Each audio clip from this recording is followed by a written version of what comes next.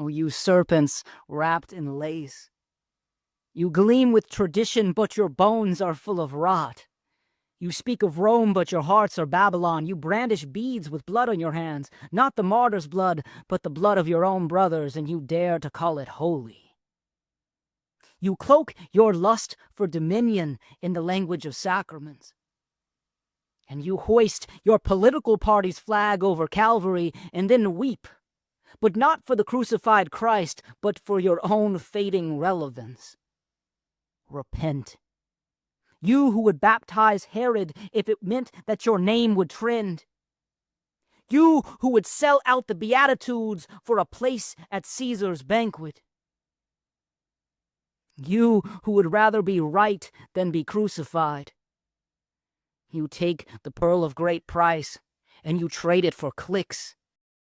You trade it for followers, for angry crowds who cheer when love is mocked. And mercy is drowned in rhetoric. You forget that the Lamb was silent before power, and you roar like lions, but you do not roar for him. You roar for your own names, your own tribes, your own platforms built of ash and vanity. Repent. Where is your sackcloth, priest? Where is your fasting, prophet? Where is your brokenness, influencer? I see no tears. I see no ashes. I see teeth bared. I see robes pristine. I see temples tall and empty.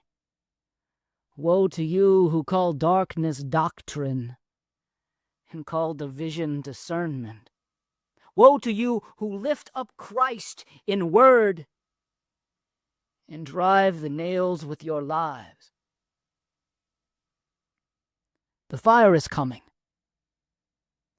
The threshing floor, it is prepared. He who holds the winnowing fan, he does not forget.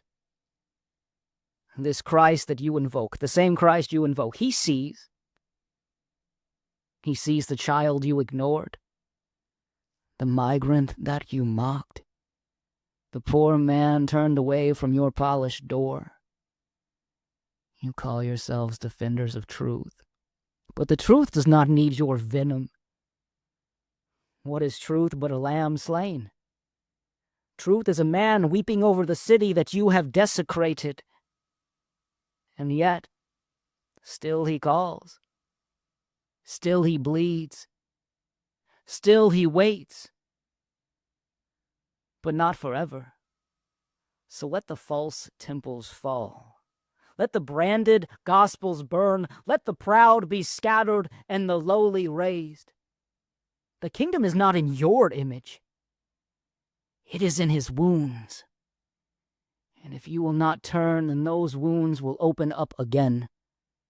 But this time not for your salvation, but for your judgment. The blood you mock will testify. The flesh you trample will rise. And the lamb that you betrayed will be your judge. And he remembers everything. Repent.